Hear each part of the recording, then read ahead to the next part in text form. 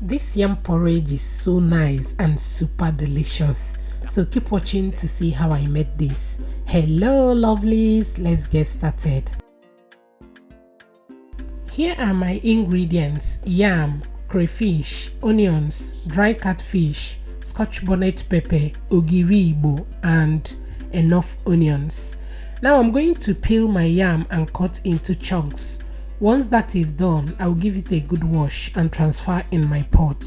I'll proceed by blending my peppers and onions, crayfish. I will also add my dry catfish at this point. Basically, this recipe is super delicious and very simple to make. So I'm going to allow you to enjoy the rest of the video.